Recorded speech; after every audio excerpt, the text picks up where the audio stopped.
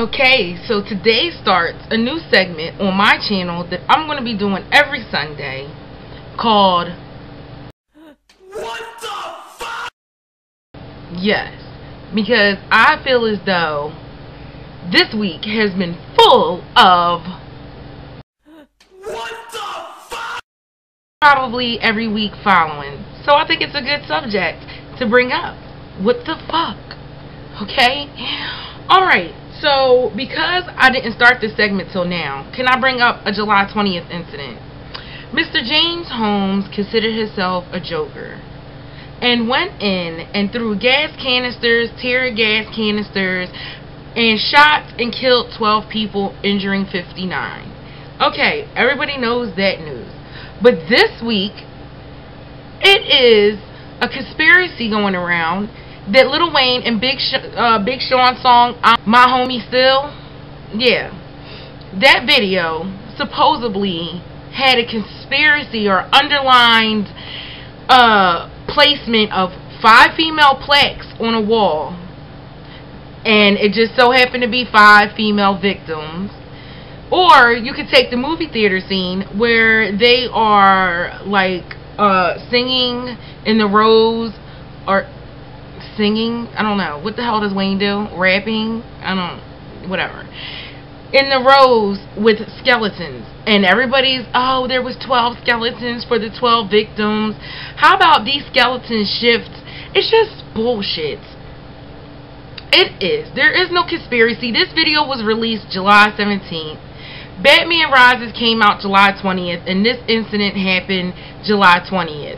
So what you're saying is this dude who is going to school to become a doctor and decided to become a villain in his own goddamn movie, he watched Lil Wayne's video to get inspiration? No. He has been planning this forever. He had a bulletproof vest. His apartment was booby-trapped. He had machine guns, handguns, tear gas, you name it, he had it. He had an arsenal. And nowhere in that Lil Wayne Big Sean video did they express arsenals and go blow up a movie theater or go shoot and kill 12 people because we had 12 skeletons. It's called a coincidence, people. Like, seriously. Okay. That gets a big what the fuck? Okay. So, I don't know if you guys heard about the incident. His name is Chavis Carter, and he is 21 years old.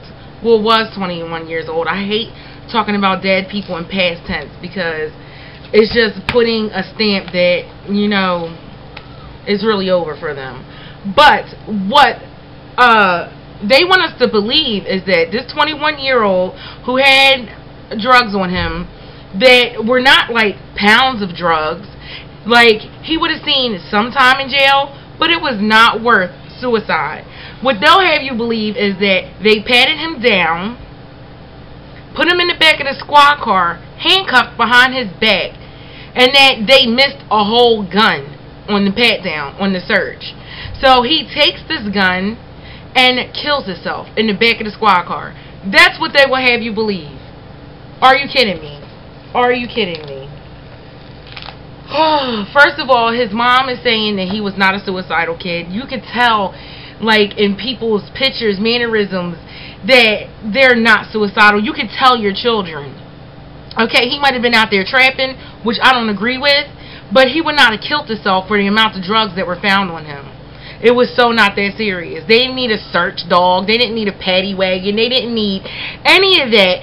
So, I don't think they really disclosed how much drugs he had on him, but he wouldn't have did a max of, you know what I'm saying? It wouldn't have been that much time for him to sit there and say, I'm ending it all in the back of his squad car and blow his brains out. And then his mom also said that he was shot in the right side of his head and he's left-handed. So, I mean, are you kidding me? Are you kidding me? That's what you would have society believe. That this boy who had nothing to lose at 21 years old, yeah, he would have had a little record. He could have just did his time, community service, and got on with his life, decided to end his life. No. That gets a big what the fuck? Mommy. Okay, what else is in the news right now?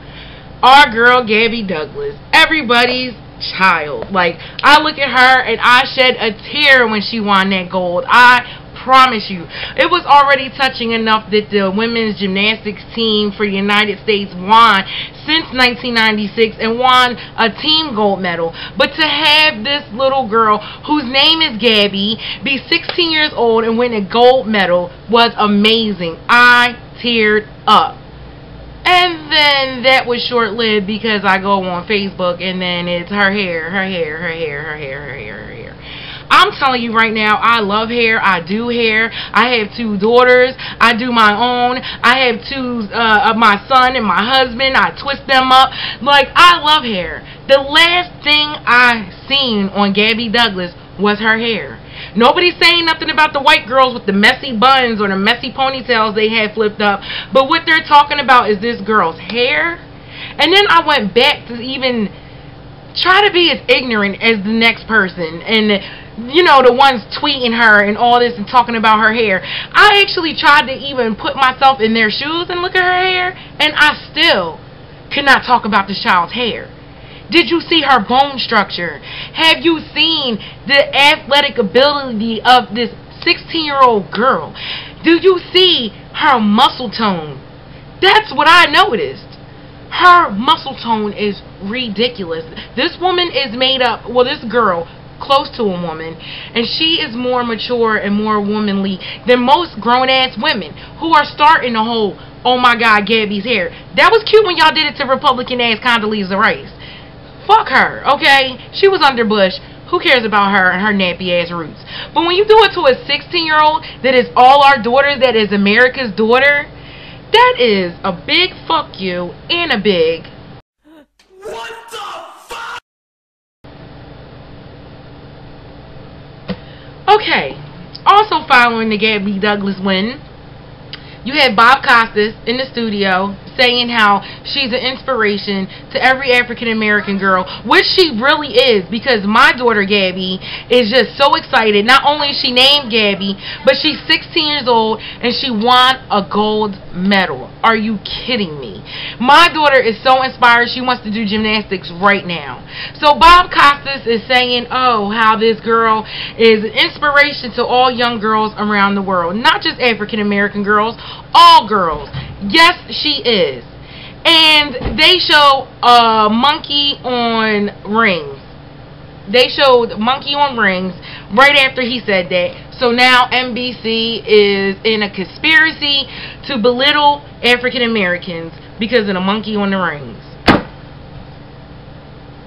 I mean, are you serious?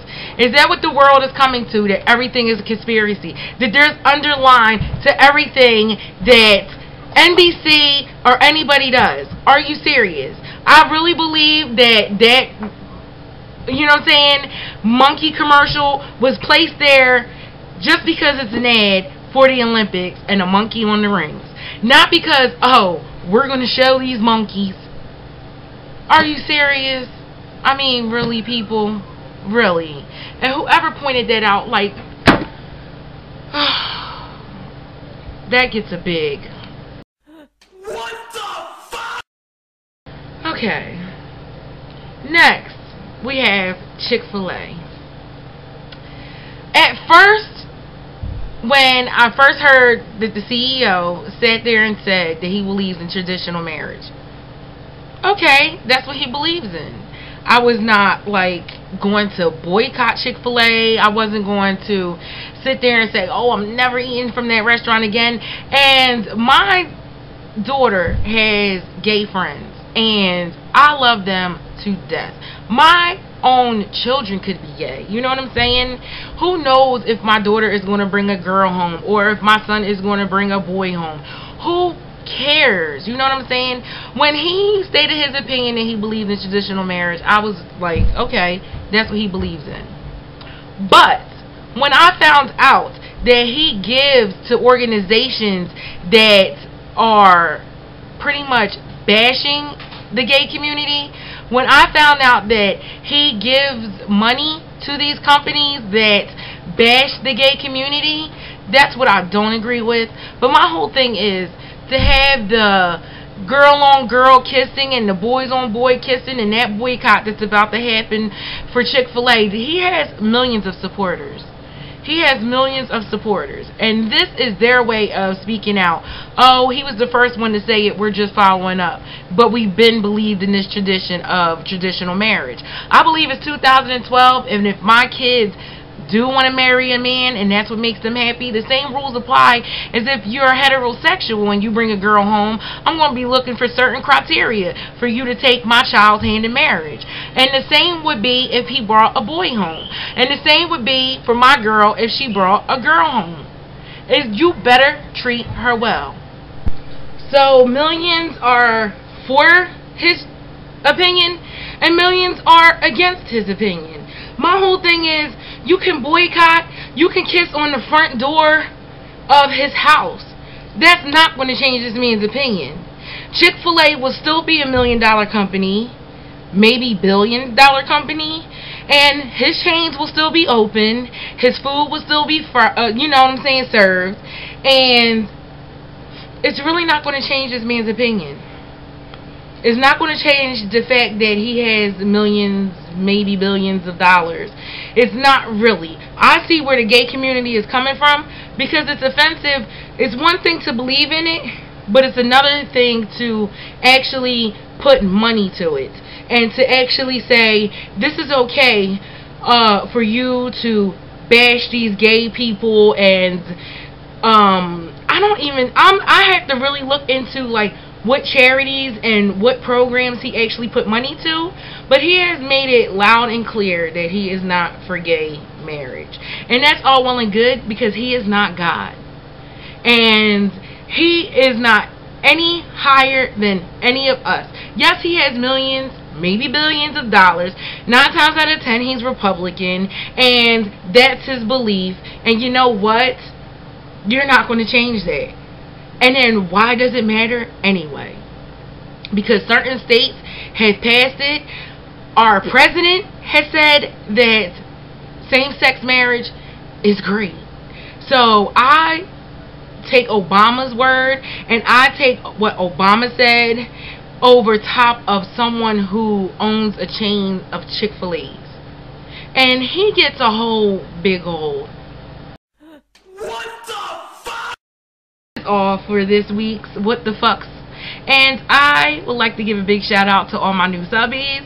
Follow me on Instagram at D_Marie_215. Also join the conversation on Chik at D.Marie215.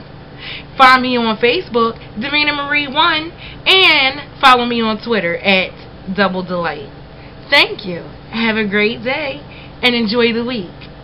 Deuces.